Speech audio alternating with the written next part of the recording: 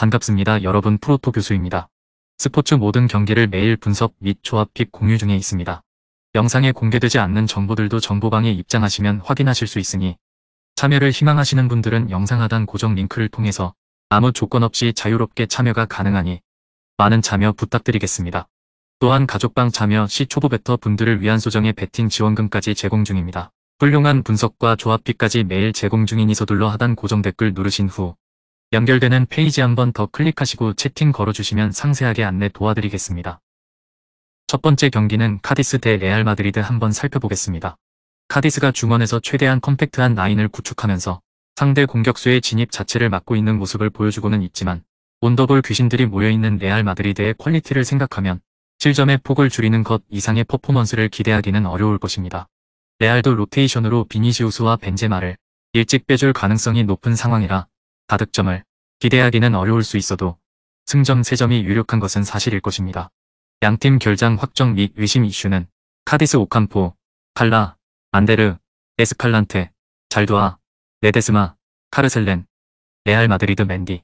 참고할 경기 데이터는 기대 득점 1.21골 대 2.10골, 양측 모두의 득점 가능성 43%, 양팀 합산 기대 득점 2.50골, 통산 상대 전적 6전 1승 2무 3패, 앞선 맞대결에서의 언더 오버 언더, 앞선 전적에서 두 팀이 모두 득점한 경우 50%입니다. 두 번째 경기는 빌바오 대 소시에다드 한번 살펴보겠습니다. 빌바오는 에스파뇰을 잡고 시즌 7위로 올라섰습니다. 시즌 초반 꾸준히 상위권 순위를 유지하다 승리를 다내지 못하며 추락한 적도 있었지만 바야돌리드와 헤타페, 에스파뇰을 만나 승점 7점을 따냈습니다. 코파델레이 준결승에서 연장 끝에 오사수나에 패에 탈락했기에 이제는 리그에 집중해야 하는 상황입니다. 이나키 윌리엄스를 2선에 프리롤로 내세운 이후 공격진의 힘이 좋아졌고 구루제타와 가르시아도 힘을 내고 있습니다. 소시에다드는 헤타페를 제압하고 4위를 유지 중입니다. 그러나 4월 첫 원정에서 패배를 안겨준 비아레아의 엄청난 페이스로 추격 중이기에 남은 일정에서 승점 추가가 필요합니다. 그러나 최근 원정 성적을 내지 못하기에 부담스러운 일정입니다. 강점이 있는 수비 위주로 경기를 풀어가며 웨야르사발과 페르난데스를 앞세운 역습을 노릴 것입니다.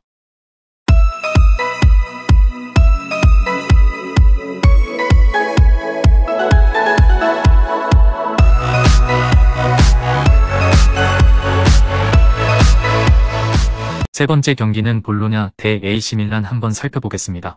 볼로냐는 직전 리그 경기에서 아탈란타를 상대로 2-0 승리를 기록했습니다. 원정 경기였음에도 불구하고 홈팀에게 전혀 밀리지 않는 모습을 보여줬습니다. 볼로냐 선수들의 최근 폼이 좋다는 것이 느껴진 경기였습니다. 직전 경기에서 승리하면서 4경기째 패배를 기록하지 않고 있습니다. 이번 경기에서는 좋은 흐름을 이어가는 것이 쉽지 않을 것입니다. 전력 손실로 인한 타격이 큰 상태이기 때문입니다. 공격력에 힘을 불어넣어 줄 수 있는 선수들이 각각 카드 징계와 부상으로 인해 이번 경기에 출전하지 못합니다. 마침 이번 경기 상대팀인 AC 밀란은 최근 3경기 연속으로 무실점 경기를 하는 중입니다. 두 선수의 부재로 인해 AC 밀란에게 큰 위협을 가하지 못할 것입니다. AC 밀란은 직전 챔피언스리그 경기에서 나폴리를 상대로 1-0 승리를 기록했습니다. 전력 손실로 인해 공격력이 약해진 나폴리의 공격을 효과적으로 막아냈습니다. 이번 경기 상대팀인 볼로냐도 전력 손실로 인해 공격력이 약해져 있는 상태입니다. 무실점 경기를 이어가는 것이 충분히 가능해 보입니다. 다만 AC 밀란은 주중 경기를 치렀기 때문에 체력적 부담을 안고 경기에 임해야 하는 상황입니다. 부상이나 카드 징계로 인한 전력 손실이 크지 않기 때문에 로테이션을 가동하는 데는 어려움이 없을 것입니다. 그러나 주전 선수와 후보 선수 간의 전력 차이가 크기 때문에 로테이션을 가동한다면 경기력이 떨어질 것입니다. 그로 인해 중원 전력이 좋은 볼로냐를 상대로 득점을 기록하는 것이 쉽지 않을 것입니다.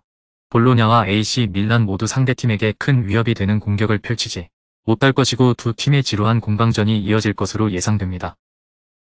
네 번째 경기는 나폴리 대 베로나 한번 살펴보겠습니다. 나폴리는 지난 라운드에서 내체를 잡고 AC 밀란전 패배의 충격에서 벗어났습니다. 오시멘이 부상으로 결장한 경기였기에 고전이 예상됐지만 강팀답게 승점 3점을 따냈습니다. 그러나 그 후 열린 챔스 8강 1차전에서 AC 밀란에 다시 패하며 챔스 우승 도전에 먹구름이 끼었습니다.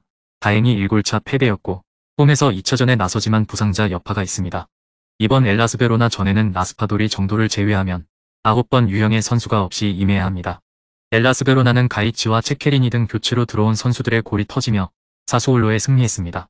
상대가 워낙 좋은 폼으로 최근 시즌을 보내고 있었기에 고전했지만 의미 있는 승리를 따냈습니다.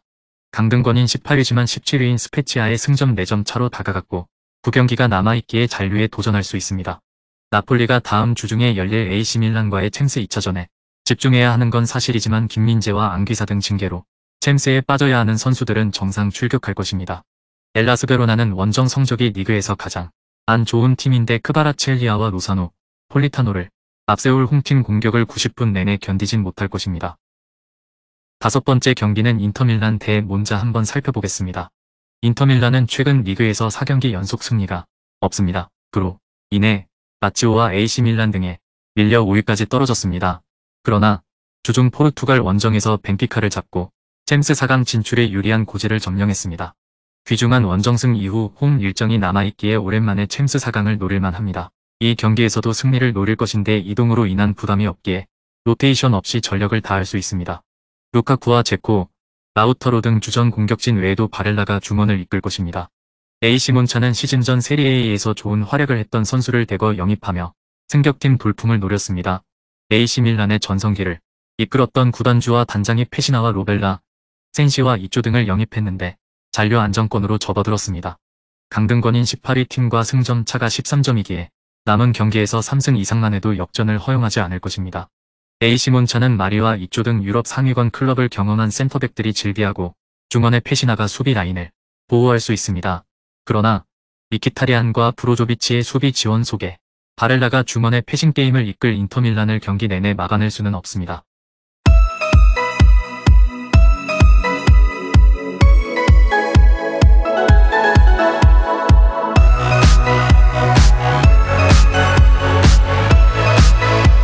여섯 번째 경기는 바이에른 미넨 대 호펜하임 한번 살펴보겠습니다. 바이에른 미넨은 주중 맨시티 원정에서 홀란드를 제어하지 못하고 완패했기에 챔스 준결승 진출에 적신호가 켜졌습니다. 그리고 그 경기 이후 팀의 주축 공격수인 사디오 마네가 요로이 사네의 얼굴을 주먹으로 가격했다는 보도도 나왔습니다. 마네는 징계가 유력하기에 이 경기에 빠질 수도 있는 불안한 상황입니다. 그래도 무시알라와 윌러 그나브리와 코망 등 최고의 공격진은 건재합니다. 호펜하임은 헤르타 베를린과 브레멘, 첼케를 연파하며 강등권과 격차를 벌였습니다. 연패가 길어지며 24라운드에는 최하위로 추락하는 등 강등 위험이 컸는데 확실하게 흐름을 바꿨습니다. 베보우와 크라마리치, 바움가르트너 등 쓰리톱이 유기적인 움직임 속에 기회를 잘 살렸고 악보구마는 수비진을 지탱했습니다. 일곱 번째 경기는 라이프치히 대 아우크스부르크 한번 살펴보겠습니다. 라이프치히는 부진하던 시기를 지나 다시 반등에 성공했습니다. 포칼컵에서는 난적 도르트문트를 제압하며 준결승으로 나아갔고 리그에서도 헤르타 베를린 원정을 승리하고 연패를 벗어났습니다. 분데스리가 우승 경쟁에서 멀어지긴 했지만 그래도 다음 시즌 챔스 진출을 위한 순위 경쟁은 이어가고 있습니다. 은쿵쿠의 장기 결장에도 포스베리와 소보슬라이 등이 공백을 메우며 베르너와 안드레 실바 등 최전방 공격수들을 잘 지원 중입니다. 아우크스부르크는 최근 4경기에서 승리를 챙기지 못했습니다. 그래도 시즌 중반까지 승점 관리를 잘했기에 강등권과 어느 정도 거리는 유지하고 있습니다. 이번 시즌 최고의 영입으로 손꼽히는 베리샤가 10개 이상의 공격 포인트를 기록하며 팀 공격을 이끌었고 마이어와 바르가스 등 측면 지원도 안정적이었습니다. 마지막 여덟 번째 경기는 슈투트가르트 대 도르트문트 한번 살펴보겠습니다. 슈투트가르트는 지난 라운드에서 보훔 원정을 승리하고 최하위를 벗어났습니다. 난타전 경기가 나왔는데 쥐라시와 퓨리히 등 공격진이 결과를 냈습니다.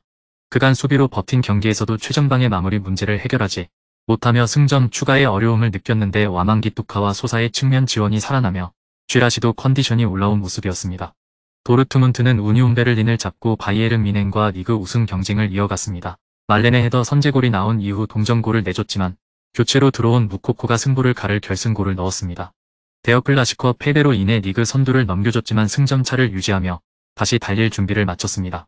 바이에른 미넨이 챔스 패배로 내분 기미가 보이기에 이번 라운드가 큰 기회이기도 하죠. 슈투트가르트는 최하위와 승점 2점 차기의 홈에서 소극적인 운영을 할 수 있습니다. 렌도와 하라구치가 나설 중원의 라인을 올린 공격적인 축구로 골을 노릴 텐데 벨링엄과 외즈칸의 도르트문트 상대로 경기 분위기를 가져오기 어렵습니다. 알러의 안정적인 골 결정력 외에도 아데에미와 무코코, 로이스 등이 기회를 놓치지 않을 도르트문트가 우세해 보입니다. 금일 경기들은 이렇게 알아보았습니다. 좀 더 다양하고 많은 정보를 원하시는 분들은 영상 하단 댓글에 링크 클릭 후 문의하시면 아무런 조건 없이 정보방 입장 가능하니 입장하셔서 정보 받아보시길 바라겠습니다. 그리고 영상에서 리뷰하지 않은 디테일한 정보와 조합픽은 매일 교수 정보방에서 공유하고 있으니 꼭 참여해보시길 권장드리며 이번 영상은 여기까지 하겠습니다. 시청해주셔서 감사드리며 늘 여러분들의 건승을 기원합니다. 감사합니다.